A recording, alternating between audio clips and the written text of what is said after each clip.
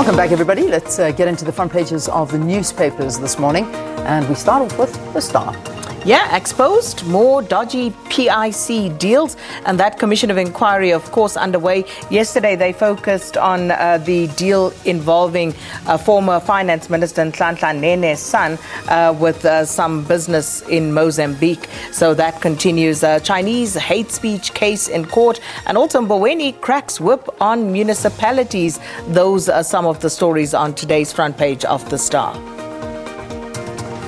All right, we move on to the Sowetan now, and their photograph there of, an absolutely beautiful, beautiful young girl. But, it's just a devastating photograph. It really is. Mozambique cyclone death toll mounts, page 8.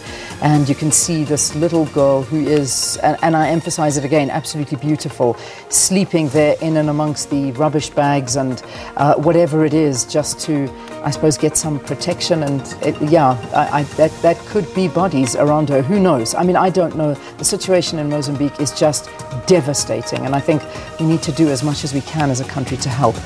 Then, of course, there's the headline there that gets you: is this South Africa's worst serial rapist? Okay, with a photograph of the suspect there, saying Gauteng police have launched a manhunt for a suspect operating in Kuruleni who has been linked to 58 rape cases since 2012. Wow.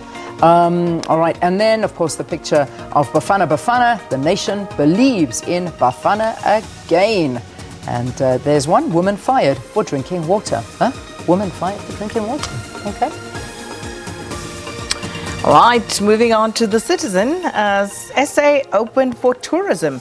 The draconian South African travel advisory asking parents to provide their children's birth certificates will soon be relaxed, and this is a move that will entice foreign tourists to the country once again.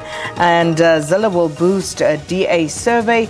Party faithful prefer the Western Cape Premier to leader Maimane. Oh. And Eskom price hike to cost 90,000 jobs. Wow. And also Zondo slams lax Free State Premier.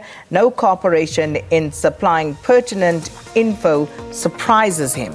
So some very interesting stories covered there in today's Citizen. Quite interesting on the tourism story. I was reading an article as well where SAA are putting out new regulations to your luggage. So what shape your luggage is. Now, don't even think of buying. I don't know who has a round bag or... I've seen them. Have you seen round I have bags? seen them. Have you? So apparently this is a big no-no now. There is legislation because it gets stuck in all the tubes going there. So, just a normal suitcase is what you can use. No fancy bags anymore. Don't even think about those round bags and any other funny shape. Anyway, that was just a side note for travellers. Check those warnings if you are travelling. Business Day. JSE shrugs off fear about a NASPAS split. Okay, so this one basically going into JSE dismissing concerns that NASPAS's decision to list the bulk of its portfolio offshore, including a prize stake in Chinese internet giant Tencent, will have a major effect. So that's a big one to look into. Scheme, bait share scheme won't favour executives. There's a story that they're also looking into.